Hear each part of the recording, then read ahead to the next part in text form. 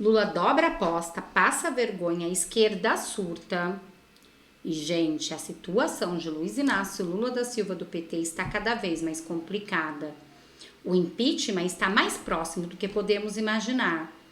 Gente, Trump já mandou o recado para Lula. Está cada vez mais complicado para o petista. A batata está assando. Não tem mais como recuar. E segundo esses jornalistas conceituados, o impeachment vai chegar a qualquer momento. Mas não é só isso não. Ainda tem Donald Trump, que mandou um recado diretamente ao Brasil.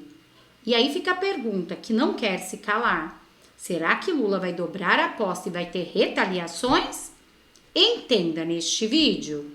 Tariffs on outside countries and outside people that really mean us harm. They want to, well, they mean us harm, but they basically want to make their country good. Look at what others do. China's a tremendous tariff maker, and India and Brazil and so many countries. And so we're not going to let that happen any longer because we're going to put America first. Always put America first. That's what's going to happen. We're going to establish a very fair system where money is going to come into our coffers, and America is going to be very rich again, and it's going to happen very quickly. It's time for the United States to return to the system that made us richer and more powerful than ever before. Do you know the United States in 1870 to 1913, all tariffs, and that was the richest period in the history of the United States, relatively speaking. É possível que a gente veja uma retaliação por parte de Donald Trump, como a gente viu no caso do presidente colombiano, porque afinal, a Colômbia é um país menor do que o Brasil, falamos de 40 milhões de pessoas contra 220 milhões de brasileiros, é uma economia muito menor, mas é o principal aliado e parceiro americano, tem se não me engano, 7 ou 8 bases americanas em território colombiano, tem 15 mil militares americanos no seu território, e mesmo assim Trump não teve nenhum problema em prometer e ameaçar impostos alfandegários de 25% uma semana, e se continuava, ia para 57 dias. Bloquear o visto de todo mundo no governo e dos seus familiares, ou seja, acabou a Disney para a família Petro, e também bloqueio de transações financeiras, o que poderia criar uma crise de liquidez na Colômbia. Com o Brasil, o tratamento poderia ser o mesmo, ou no caso do Brasil é diferente, na sua opinião? Não, acho que está muito claro. O Trump está tentando deixar muito claro para o mundo todo que ele está falando sério. Que, repito uma vez mais, que tem sido meu bordão aqui, né? Acabou a palhaçada. Acabou a palhaçada. Né? O governo Joe Biden era um governo inoperante, levantava restrições parciais até a Venezuela com a promessa de uma eleição limpa, que não aconteceu. Então, mandava dinheiro para os ayatolás xiitas do Irã. O governo Biden era um governo bobalhão, né? O mundo todo ninguém respeitava. Agora não, agora tem xerife de volta à casa, ao comando, né, da nação mais importante em todos os sentidos do mundo, né? Poderio bélico, economia, influência e por aí vai. Então, o Trump não está falando da boca para fora e não está de brincadeira. Se isso não for compreendido pelas lideranças tupiniquins, que acham que vão ficar lacrando para o seu público interno, né, falando estou peitando o fascista estadunidense, vai ver o que vai acontecer depois, né? Então, sim, a Colômbia é parceiro dos tempos do Álvaro Uribe, né? E tem lá bases militares e tudo, mas o Trump não titubeou. E eu vi alguns liberais, ditos liberais, agindo que nem a AOC aqui, a Alexandra Ocasio-Cortez, que é uma socialista. São muito ingênuos, às vezes, esses liberais que olham só para a economia. Eu vi gente postando assim, a Colômbia desafia os Estados Unidos, o Trump reage punindo o consumidor americano, que vai encarecer os produtos importados pela Colômbia. É óbvio que, do ponto de vista econômico, está certo. Se você bota uma sobretaxa, você está encarecendo os produtos para os americanos. O Frederic Bastiat explicou isso em 1850. Se um país vai lá e dá um tiro no pé colocando tarifas importados, e o outro vai retaliar colocando tarifas contra os importados dele, é um outro tiro no próprio pé. Está tudo certo. Minha economia é isso mesmo. Só que eu respondi num desses liberais na hora, falando assim, você está ignorando o uso disso como instrumento de alavancagem da geopolítica, da diplomacia, que é os sticks and carrots. Você acena com a cenourinha e ameaça com o porrete, uma ameaça crível. E o Trump não está ameaçando da boca para fora. Ele mostrou que vai usar o porrete. E já botou na mesa e o Petro já afinou, já saiu engatinhando, em que pese um outro louco aí do Globo e do Brasil 247, que a gente hoje em dia tem muita dúvida de qual é qual, né? Eu vi um de cada dizendo assim, o Petro fez Trump recuar. Oi? Né? Mas, enfim, cada um enxerga a realidade da forma que quer. Né? O fato é que o Petro afinou, e o Lewandowski já afinou por tabela, a mando do Lula. Então, sim, o Trump não está para brincadeira, sim, os Estados Unidos podem retaliar o Brasil, e isso pode envolver perda de vistos para os ministros do Supremo e o governo Lula, até mesmo sanções que vão impactar o Brasil todo. Infelizmente, o Brasil colocou o ladrão de volta à cena do crime, como diria o vice, Alckmin. Né? Eu não sei se colocou mesmo ou deram um jeito de colocar. Aliás, eu sei, mas a gente não pode afirmar peremptoriamente, mas a gente pode usar o Barroso, né, dizendo, nós derrotamos o bolsonarismo. Então, o Lula foi colocado lá. Agora é isso. Agora o Brasil todo pode pagar um altíssimo preço, aliás, já vem pagando, por essa, entre aspas, escolha. Então, me parece muito claramente que a partir de agora vai haver, de fato, um crescimento econômico gigantesco aqui nos Estados Unidos. Inclusive, o Donald Trump, ele é um empresário, ele é um negociador. E ele já está fazendo, digamos assim, ameaças, se a gente pode usar essa palavra, aos demais países de taxar os produtos. Inclusive, um desses países ameaçados é o próprio Brasil, até por conta das sanções relacionadas à nossa ditadura. Então, o Trump olha para o Brasil com olhos, né, com lupa. Então, uma das sanções que está prevista aí de acontecer, né, é essa taxação, não só no Brasil, mas no restante do mundo. No Brasil, vai ter esse caráter, não só um caráter protecionista da parte dos Estados Unidos, eles vão ter essa política agora realmente de fazer a sua economia deslanchar, como também vai ter um caráter, digamos assim, pedagógico em relação ao Brasil especificamente. Eu não sei se você concorda com essa.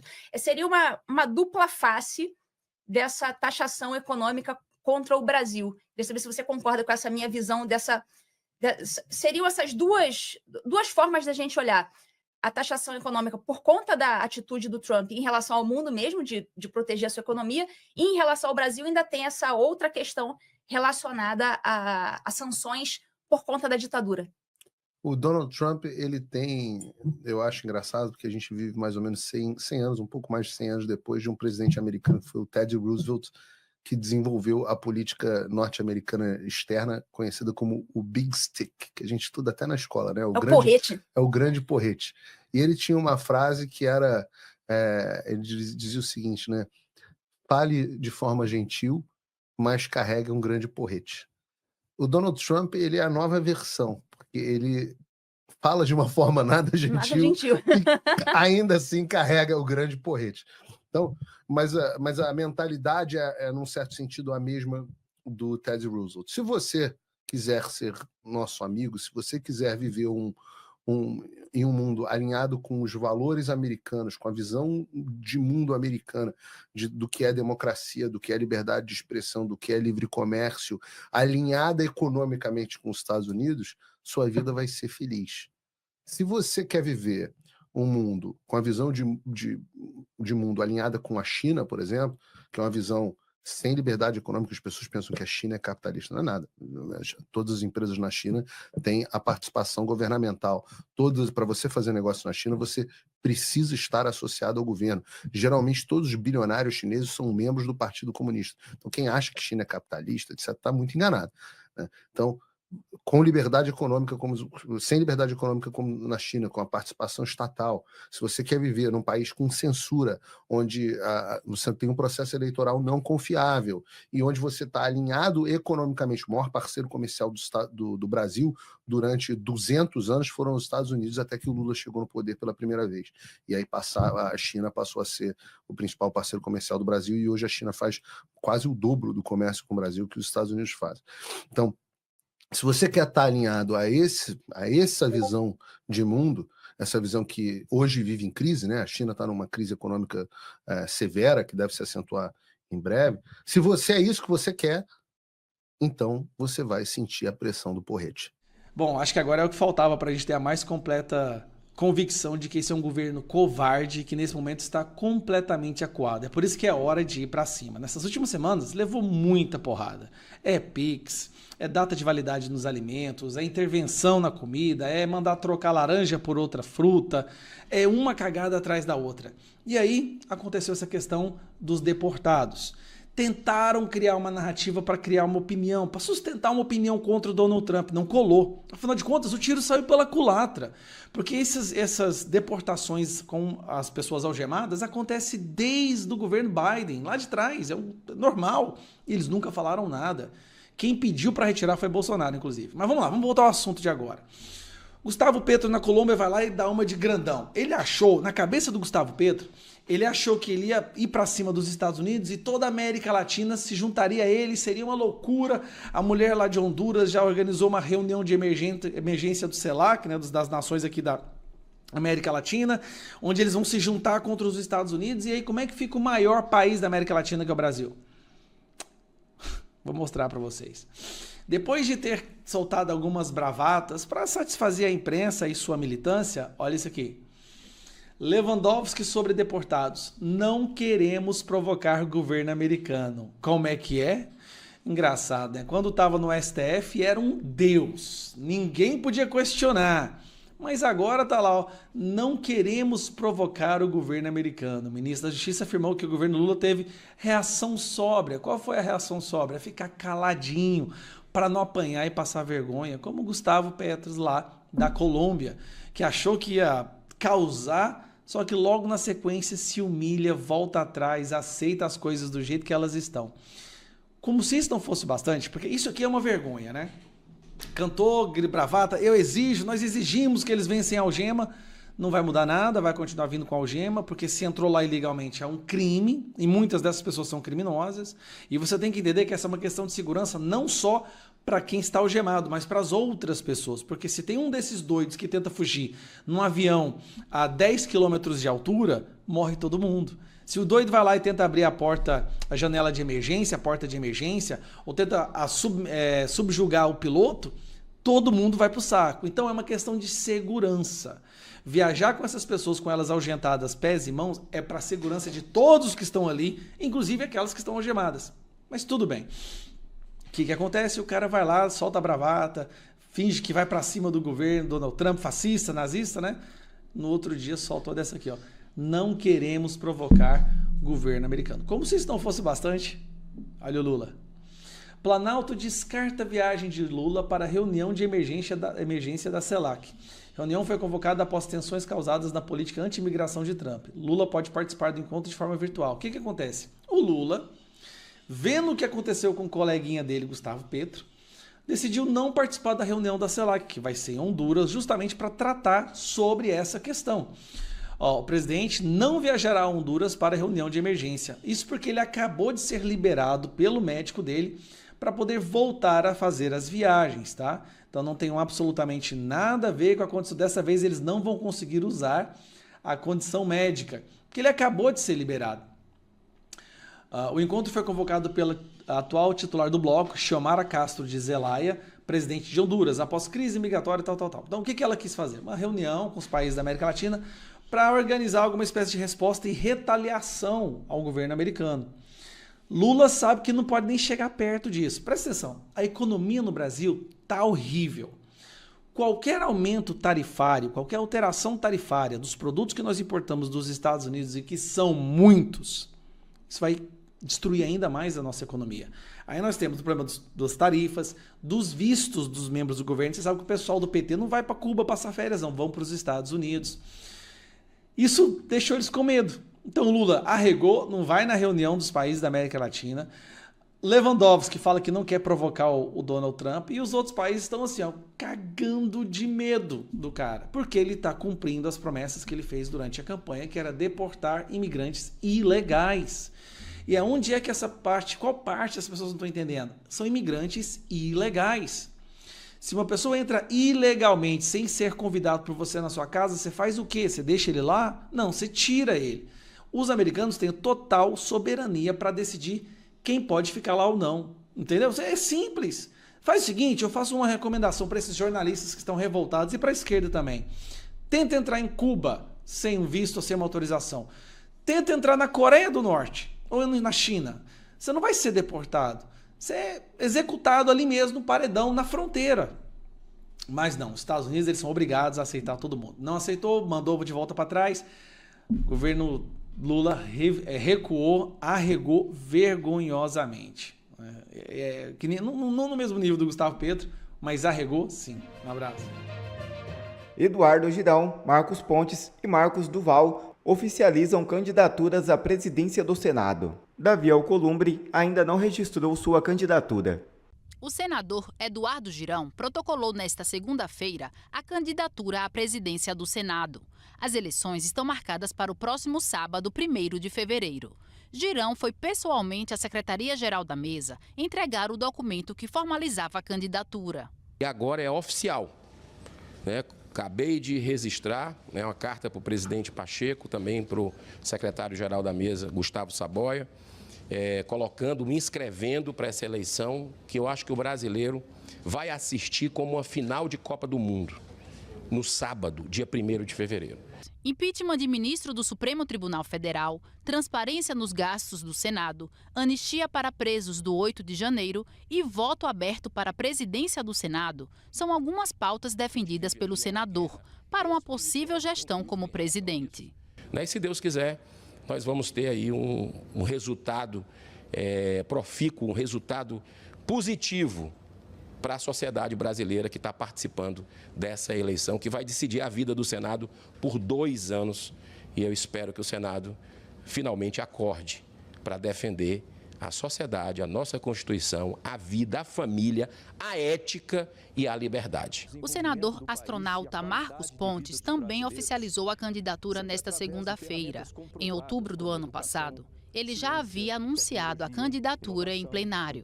Eu trago comigo o sonho de todos os brasileiros que desejam justiça e mudança para testemunhar o retorno do Brasil à sua normalidade. Hoje, portanto, eu estou aqui para me apresentar como um candidato à presidência do Senado Federal. Outro candidato é o senador Marcos Duval, o primeiro a protocolar o nome para a disputa do cargo. Já o senador Davi Alcolumbre, também cotado para a disputa, ainda não protocolou a candidatura.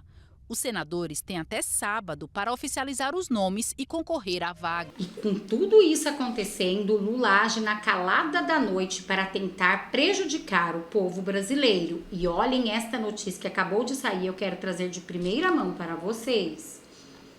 Governo Lula prepara projeto de lei para remover conteúdo de redes sociais.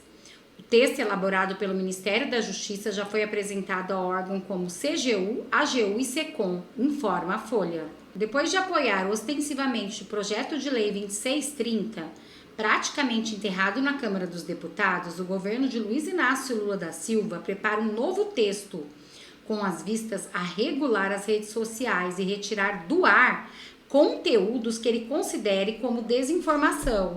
O que é desinformação para eles? É nós trazermos a verdade do que está acontecendo no governo. Nem mesmo a Globo agora está conseguindo mais passar pano para Lula. Está escancarado para o mundo. Inclusive, já são mais de 100 deputados que assinam o pedido de impeachment. Vamos ter fé, agora sábado vai ter eleições no Senado e na Câmara dos Deputados. Sabemos que no Senado são o presidente do Senado que coloca em pauta o pedido de impeachment dos ministros do STF, a anistia. Mas na Câmara dos Deputados é o pedido de impeachment de Luiz Inácio Lula da Silva do PT. E se Marcel Van Hatten conseguir ser eleito, a situação de Lula vai ficar mais complicada do que ele está esperando. E esse impeachment vai sair logo, logo, porque segundo Marcel Van Hatten, ele disse que isso é uma das principais pautas. Ele não abre mão do pedido de impeachment de Lula. E vocês acham que sai ou não sai esse pedido? Deixa aqui nos comentários. Bom, Este foi o vídeo de agora, eu espero que vocês tenham gostado. Peço para vocês se inscreverem no canal, curtir, compartilhar muito esse vídeo, porque além de ajudar meu trabalho a crescer, você fortalece a política de direita no Brasil, que vem sendo tão perseguida. Muito obrigada a todos, só não esquece de compartilhar, curtir, comentar, deixar aqui o seu nome, de qual cidade vocês estão falando e também qual está o preço do alimento na sua cidade. Não sei se eu compartilhei com vocês que esses dias eu paguei R$17 na dúzia da laranja, o inhame aqui na minha cidade está R$18, o café é um absurdo. Gente, eu não sei onde a gente vai parar. A gente vai com 2, 3 sacolinhas pro café da manhã e dá mais que R$60. A que ponto está chegando o nosso Brasil? Não dá mais para suportar, nem mesmo a esquerda, que é Lula. Bom, muito obrigada a todos. Até nosso próximo encontro.